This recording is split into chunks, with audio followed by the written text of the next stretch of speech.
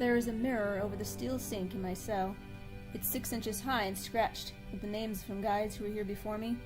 When I look into the small rectangle, I see a face looking back at me, but I don't recognize it. It doesn't look like me. I couldn't have changed that much in a few months. I wonder if I will look like myself when the trial is over. Sometimes I feel like I've walked into the middle of a movie. It is a strange movie with no plot and no beginning. The movie is in black and white and grainy. Sometimes the camera moves in so close that you can't tell what is going on and you just listen to the sounds and guess. I have seen movies of prisons, but never one like this. This is not a movie about bars and locked doors. It is about being alone when you are not really alone, and about being scared all the time. I think to get used to this, I will have to give up what I think is real and take up something else. I wish I could make sense of it. Maybe I'd make my own movie. I could write it out, play it in my head.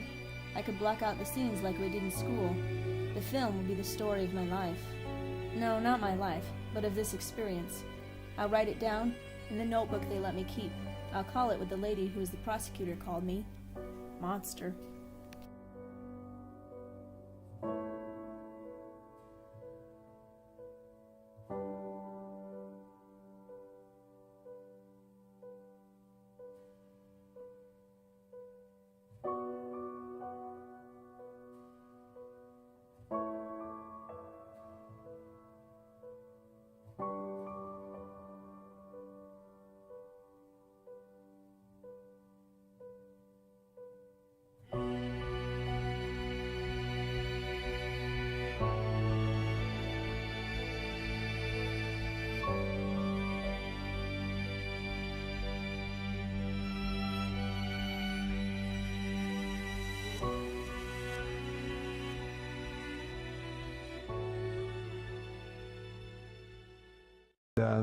So I asked him, well, we are in Greenhaven. How did you get here? And he said, well, there was this stick-up on 41st Street and 9th Avenue. It was, it was 3 o'clock, and it was a stick-up of an armored car. And so people were shot. So I'm saying, there was a stick-up. What's that about? So I'm saying to myself, well, how did you get involved in this? He said, well, he was the one that doing the shooting, right?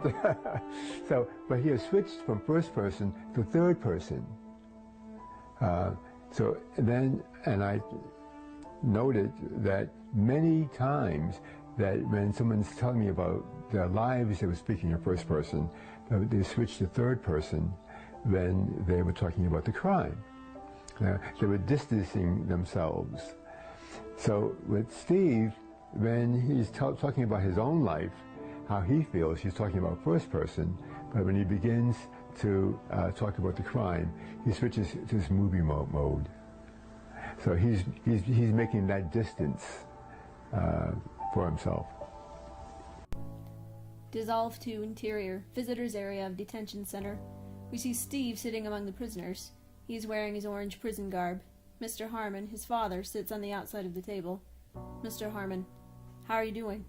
Steve: all right. You talked to Miss O'Brien? Mr. Harmon: she doesn't sound that positive. There's so much garbage going through that courtroom. She thinks that anybody in there is going to have a stink on him. Steve: she said she's going to put me on the stand. Give me a chance to tell my side of the story.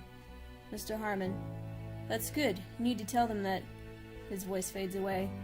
Steve: I'm just going to tell them the truth, that I didn't do anything wrong. A beat as the father and son try to cope with the tension. Steve: you believe that, don't you? Close up with Mr. Harmon. There are tears in his eyes. The pain in his face is very evident as he struggles with his emotions. Mr. Harmon: when you were first born, how I'd lie up in the bed thinking about scenes of your life. You playing football?